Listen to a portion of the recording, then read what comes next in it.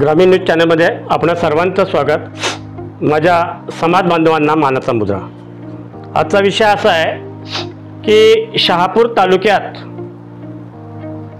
पाऊसच पडत नाही, म्हणजेच शहापूर तालुक्यात पावसाने मारली दडी। असं का होतं? इतर ठिकाणी पाऊस पडतो, शहापूर तालुक्यातच का नाही पडत याचा आपण शोध घेतला पाहिजे। आज शहापूर तालुक्यामध्ये कुठलाही लोकप्रतिनिधी अजूनपर्यंत जागृत झालेला दिसत नाही। शहापूर तालुका आदिवासी तालुका आहे, परंतु या आदिवासी तालुक्याची आतापर्यंत लुटमारच झालेली आपल्याला पाहतात। उदाहरणार्थ मुंबई नागपूर समृद्धी हायवे, ज्यावेळी मुंबई नागपूर समृद्धी हायवे या शहापूर तालुक्यात आलं त्यावेळी लाखो झाडांची कत्तल झाली। हा मुंबई नागपूर समृद्धी हायवे आमच्या शेतकऱ्यांच्या जमिनीतून गेला, याचा फायदा काय? आम्हाला काय फायदा? काहीच नाही, फक्त आम्ही त्यांच्या गाड्या बघायच्या। मुंबरी धरणामध्ये सुद्धा लाखो झाडांची कत्तल झाली। मग समृद्धी महामार्ग किंवा मुंबरी धरण एवढे झाडं जर कत्तल झाली, मग ते झाडं लावली का? म्हणजे पूर्ण वाळवंट केलेलं आहे। वन अधिकारी जे आपण बोलतो फॉरेस्ट डिपार्टमेंट, हे झाडे लावतात। झाडे लावण्यापेक्षा त्यांना सांगायला पाहिजे झाडे जगवा। दरवर्षी सामाजिक वनीकरण बागायत करतं, झाडं लावतं, ती झाडं जातात तरी कुठे? एकीकडे तुम्ही आम्हाला सांगायचं, शासनाने सांगायचं झाडे जगवा, झाडे वाचवा, आणि मग तुम्हीच वन ठेकेदारांना, जे कोणी ठेकेदार असतील ते वन अधिकारी ठेकेदारांना परमिशन देऊन परत झाडांची कत्तल करायची। अशामुळे काय झालं, या शहापूर शहराचा पूर्ण वाळवंट झाल्यामुळे उष्माघात वाढत गेलेला आहे।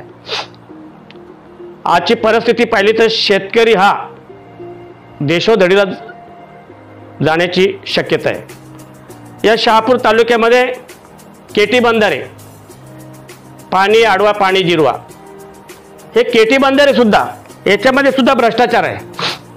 फक्त बंधारे बांधायचे, पाण्याचा थेंब नाही। वर्ष झालं की बघायला गेलो की ते बंधारे कुठे ना ते काय कुठे, फक्त बिलं काढायची खायची, हा भ्रष्टाचार। आणि या ठिकाणचे स्थानिक जे लोकप्रतिनिधी असतील त्यांनी सुद्धा इथे लक्ष देण्याची गरज आहे। कोणी कोणाला घेऊन पडली नाही, ज्याचं तो पोट भरायच्या मागे तुम्ही मरा, आम्हाला मिळलं बस झालं।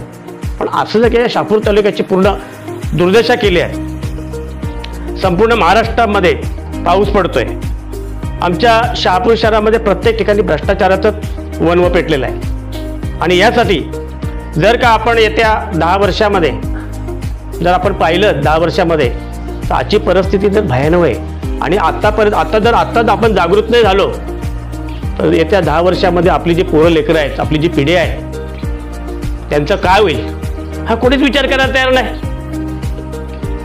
कोणीच विचार करायला तयार नाही। अरे आपण ज्यावेळी एखादा कर्मचारी, सरकारी कर्मचारी आहे, त्याला तुम्ही कंपल्सरी करा, 10 झाडे जागवा, नुसती लावू नका। लावून काय ते पाणी नाही घातलं मेली, झाडे कंपल्सरी 10 जगवा। अशा प्रत्येक सरकारी कर्मचाऱ्याला जर बंधनकारक केलं, एखाद्या पंचायत समिती उमेदवार आहे, मग एवढी झाडं तुला बंधनकारक आहेत, ती पहिले जगव। अशा पद्धतीने प्रत्येक ठिकाणी जर अटी घातल्या तर या शहापूर शहरात काय पूर्ण महाराष्ट्रामध्ये पूर्ण पाऊस धोधो पडेल। आजची परिस्थिती एक ठिकाणी पडतो, एक ठिकाणी पडत नाही। म्हणून येत्या कर्मचाऱ्यांना सुद्धा कंपल्सरी केलं पाहिजे, सरकारी कर्मचाऱ्यांना बंधनकारक केलं पाहिजे, तसा GR काढला पाहिजे शासनाने। आजची परिस्थिती पाहिली, आमचा शहापूर तालुक्यामध्ये येत्या लोकसभा होऊन गेली, पराभूत उमेदवार आदरणीय निलेशजी सांबरे येऊन गेले, पराभूत उमेदवार आदरणीय कपिल पाटील साहेब येऊन गेले, पण ज्यांना लोकांनी निवडून दिलं ते मात्र अजून काही आले नाही। आणि त्यांच्या आम्हाला आशा आहे की आता जे नव्याने निवडून आलेले बाळाबा म्हात्रे उर्फ सुरेश म्हात्रे, त्यांच्याकडे जनतेची खूप इच्छा आकांक्षा आहे। जनतेला खूप त्यांच्याकडून काही गोष्टी सांगायच्या, हितगुज करायच्या आहेत, निवेदनं द्यायची आहेत का या शहापूर तालुक्यामध्ये जे चाललेली वस्तुस्थिती आहे ती बदलायला पाहिजे। सरकारी कार्यालयापासून तर संपूर्ण ठिकाणी शिस्त लावण्याची गरज आहे. आणि म्हणून आज जर आपण वेळेत जर खबरदारी घेतली नाही तर पुढील भविष्यामध्ये आपल्या मोठा हानी होऊ शकते. आपली जी मुलं बाळाची पिढी आहे त्यांचं भवितव्य काय होईल याचा प्रत्येकाने विचार करायला पाहिजे. आणि म्हणून प्रत्येकच कर्मचारी, सरकारी कर्मचाऱ्याला बंधनकारक झाड लावणे करणे गरजेचे आहेच. परंतु तुम्ही आम्ही सुद्धा झाडं लावली पाहिजेत, झाडं जगवली पाहिजे. नुसती लावून नाही तर ती जगली पाहिजेत. अशा पद्धतीने जर आपण केलं तर शहापूर तालुक्यामध्ये आपला शेतकरीसुद्धा सुजलाम सुफलाम होईल आणि आपल्याला चांगले दिवस येतील.